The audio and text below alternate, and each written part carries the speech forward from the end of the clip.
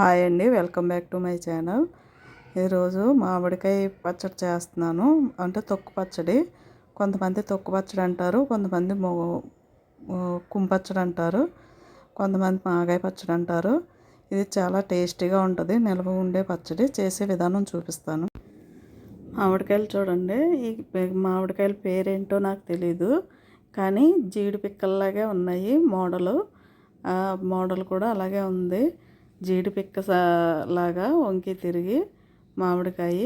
ఇవి 10 మామిడికాయలు. 10 మామిడికాయలని శుభ్రంగా నీట్గా కడిగాను. కడిగేసి ఆ కాయల్ని పైన తొక్క చెక్కేయాలండి. చెక్కేసి మొత్తం కాయలన్నిటికి చెక్కిన తర్వాత ముక్కలుగా కట్ చేసుకోవాలి. ఇవి మామిడికాయలు 10 కాయలును. ఈ పెద్ద పెద్ద కాయలు కదా, పెద్ద కాయల గురించి ఎక్కువ తొరిగయింది. తురుము ఎక్కువయింది. మామిడికాయలు 10 కాయలకి కోసుకొని అలా ముక్కలుగా కట్ చేసి దానిలో ఉప్పేసి కలిపేసి ఒక గిన్నెలో వేసి ఉంచుకోవాలి. మామిడికాయ ముక్కల్ని ఎండలో ఎండబెట్టుకోవాలండి. వాటర్ సపరేట్గా, ముక్కలు సపరేట్గా ఎండబెట్టాలి. ఈ ముక్కల్ని ఎండబెట్టిన తర్వాత ముక్కలన్నీ మిక్సీ జార్లో వేసి మిక్సీ పట్టాలి. బాగా మెత్తగా పట్టకూడదు, మొరుగా పట్టుకోవాలి. పడితే బాగుంటుందండి. అలాగే వాటర్ కూడా ఉడకపెట్టుకొని తీసుకోవాలి. దానిలో ఎండలో పెడతాం కదా, ఏమైనా ఏమైనా దోమలు అవి పడితే మొత్తం పోతుంది. అవన్నీ ఉడకపెట్టి ఆ వాటర్ కూడా పేస్ట్ చేసిన దాంట్లో కలుపుకొని దానిలో కారం వేసుకోవాలి. నేను 10 కాయలకి 3 సార్లు వేసాను కారం. వేసి ఆవాలను మెంతులు పొడి చేసి అది కూడా కలిపాను. కలుపుకొని బాగా కలిపి చూసుకోవాలి కారం సరిపోయిందా లేదని. సరిపోకపోతే ఇంకొంచెం వేసుకుంటే బాగుంటుంది. పుల్లగా ఉంటే కొంచెం కారం ఎక్కువ పడుతుందండి పచ్చళ్ళలోకి, బాగుంటుంది.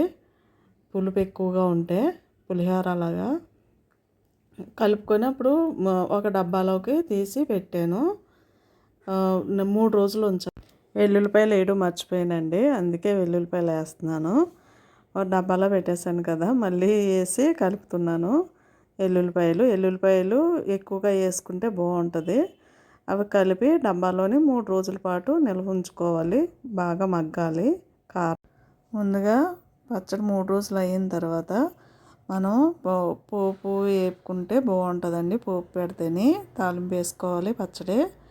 అదే పోపు సరుకులు ఏంటంటే ముందుగా ఎండుమిరపకాయలు, శనగపప్పు, ఆవాలు, మినపప్పు, కరివేపాకు, వెల్లుల్లిపాయలు అన్నీ సిద్ధం చేసుకొని పక్కన ఉంచాలి. అలాగే మూకుడు పొయ్యి మీద పెట్టి ఆయిల్ వేసి బాగా కాగనివ్వాలండి. కాగనిచ్చిన తర్వాత దానిలోని ముందుగా పోపు సరుకులు వేసి బాగా ఆగనివ్వాలి. తర్వాత వెల్లుల్లిపాయలు రేకలేసి వేగనివ్వాలి. అంటే ముందుగా ఎండుమిరపకాయలు వేస్తే నలుపు వస్తాయి అనేసి ముందుగా వేయలేదు. ముందు పోపు సరుకులు వెల్లుల్లిపాయలు వేసిన తర్వాత వేసానండి. అవి వేగిన తర్వాత కరివేపాకు వేసి బాగా వేగనిచ్చి అందులో ఇంగు వేసుకోవాలి. ఇంగు వేస్తే బాగుంటుంది మాగాయ పచ్చళ్ళలోకి.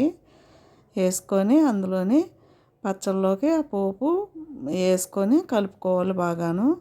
మనకు ఆయిల్ పోపులో పెట్టిన ఆయిలే సరిపోదు, ఇంకా ఎక్స్ట్రా ఆయిల్ మనం మరిగించుకొని వేసుకోవాలి. వేసుకుంటే బాగుంటుంది పచ్చళ్ళలోకి.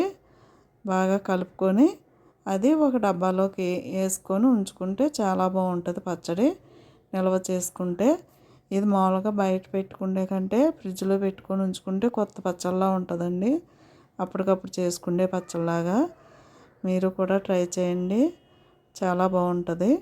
మీకు నచ్చితే సబ్స్క్రైబ్ చేయండి, ఒక లైక్ ఇవ్వండి. Watching for my video.